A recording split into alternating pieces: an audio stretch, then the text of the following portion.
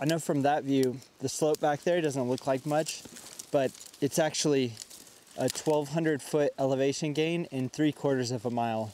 So it's pretty steep, pretty slippery. I learned my lesson from when I came in a few days ago, so I brought these little spikes, and it's gonna help me a lot. It's just very slippery up there. It's taken me about 5 miles on the trail to get here, and in that time, I gained about 2,800 feet. And then the last mile, like I said, I'm gaining over 1,200 feet.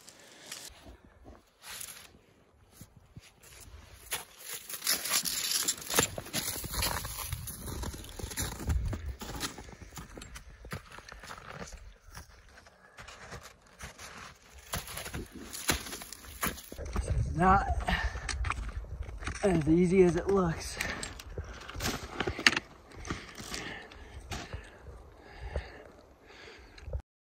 Found this little cave overhang.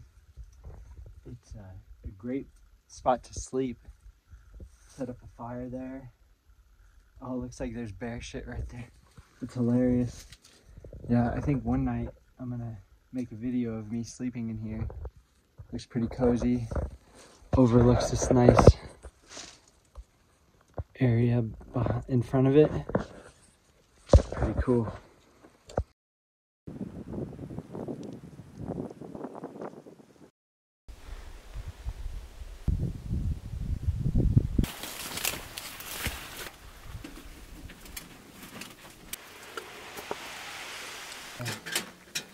Little wood burning stove set up for the night. It's gonna be really cold. I wanted to set it up in the daytime because it's kind of tricky to set up. And I think I'll lay down this way. So if I wake up in the middle of the night cold, I can just add some more sticks in there. If you have one of these wood burning stoves, you know they burn through these sticks pretty quickly, and I hate doing this in the middle of the night, so I got about an hour before the animals start moving again, before I can go hunting again. So decided to take a few minutes to gather from some dry sticks from the trees around me, and I'm just breaking them down into these little piles. And I got like the thicker sticks. This is kind of the maximum that I can put in that little stove. I got a pile of the thicker ones, a pile of the medium ones, and the pile of the little ones, the tender. So you start by burning these, and once these get hot and create enough embers, then you burn these. And once you have a good flame going, you just keep feeding these as the flame is still there, and should keep you going for a while.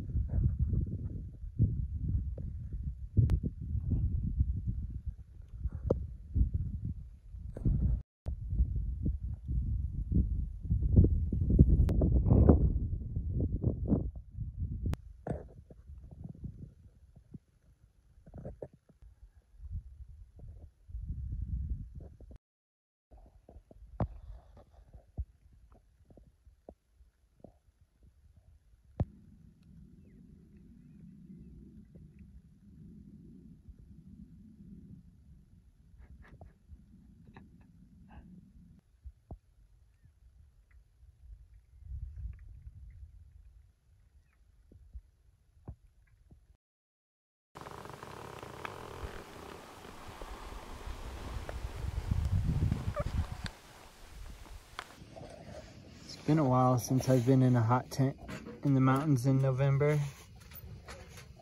So nice. It's freezing outside. Within a minute of lighting this, I'm already comfortable.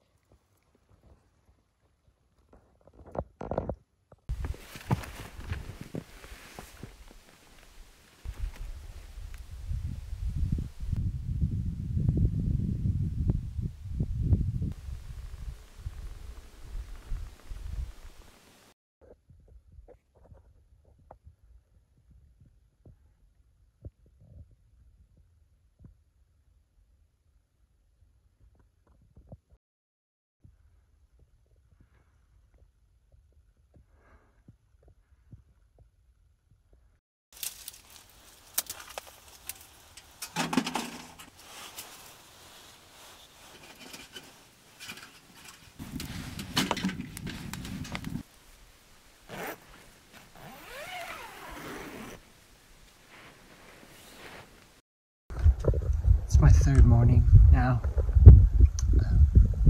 Just carefully working my way around the aspen groves to where I saw the deer yesterday.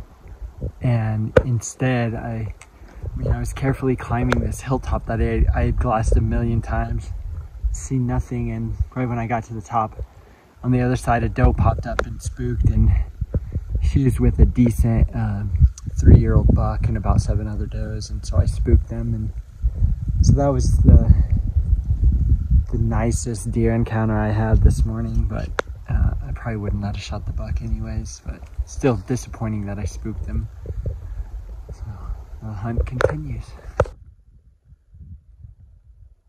I wish this video could do this justice, how steep this is. And that's our way in and out of this plateau right here.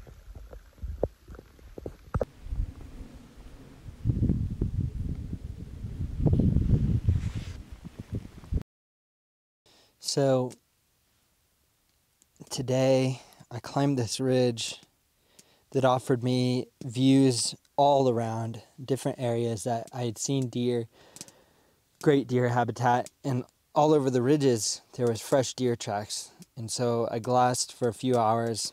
I ended up seeing a lone doe, a couple small bucks without any does, and that was it. And they were kind of on the fringes of their area, and I was really confused why I wasn't seeing more deer. And then as I started hiking up the ridge, I started noticing fresh mountain lion tracks, pretty good sized male, crisscrossing the ridge. So I'm wondering if that cat has kind of spooked the deer in the area. So seems like I have competition now.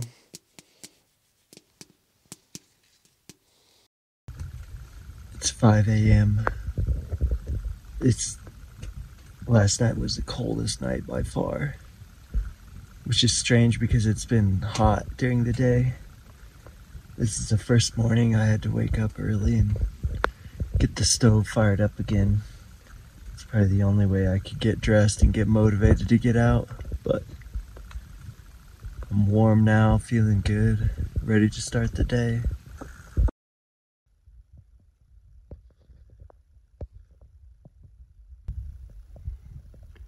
That's a nice buck. It's the biggest buck I've seen so far.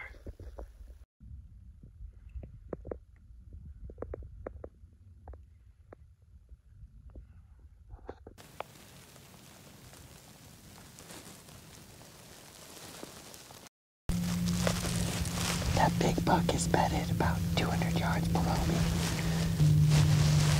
It's 12 o'clock now, so I imagine I have to wait here for a couple hours before he stands up again. It took me forever to stalk here because there was deer scattered over this hillside and they're very sharp. Every time I moved, they'd kind of look up, even though they were 300 yards away. I've been sitting here quietly for a long time, and out of nowhere, I just saw a couple does spook up on the top of the ridge, so I don't know what that's about. I'm hoping the buck stays put. Otherwise, if he follows them, I might have to take a quick shot here.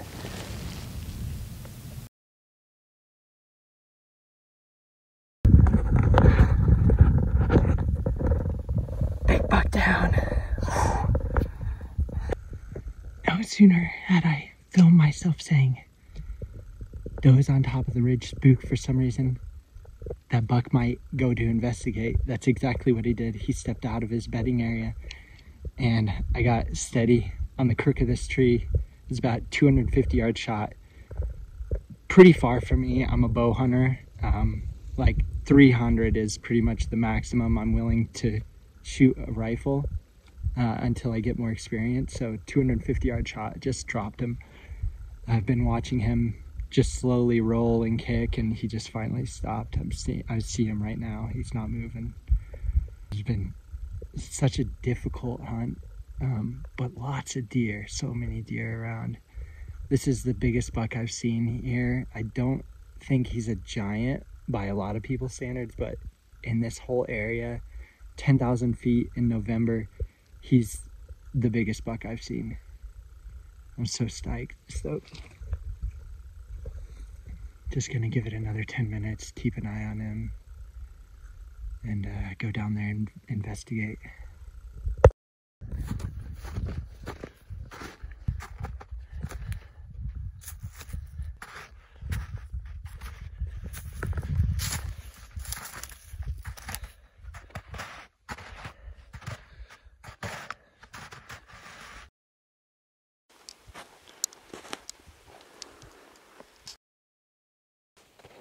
This is my first time hunting this late in the year for mule deer.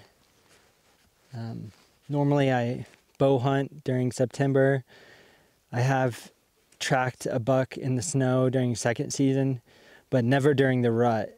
It was really exciting seeing the rut behavior, seeing all the bucks acting aggressively, chasing does. The one downside to that is this dude smells like piss. Smells pretty bad, but it's been a fun adventure. Not easy hunting up at 10,000 feet in November. Brutal cold, but a nice excuse to get the hot stove out, or the hot tent out. Grateful to have some more meat in my freezer this winter. Pretty much gone through the last deer and bear from last season. He's definitely a funky deer. He's a 3x4, and even though he's not big, he's pretty wide for such a small antlers, so kind of funky looking. I'm glad we made it happen. Old Scarface warrior. All right, she's cinched down and ready to go.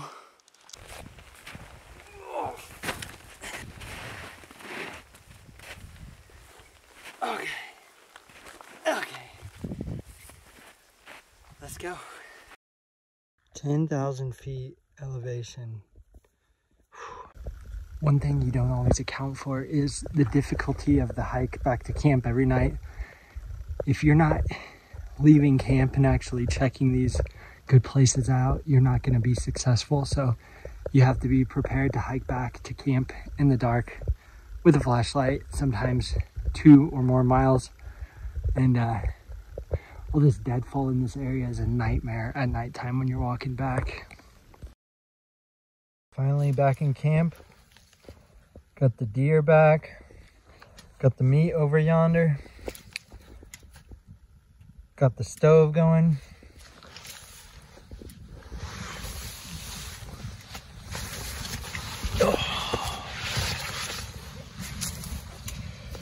I'm making this little fire so I can roast a bit of backstrap.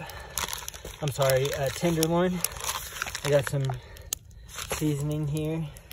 Gonna put it on a stick and just roast it in that fire for a little bit.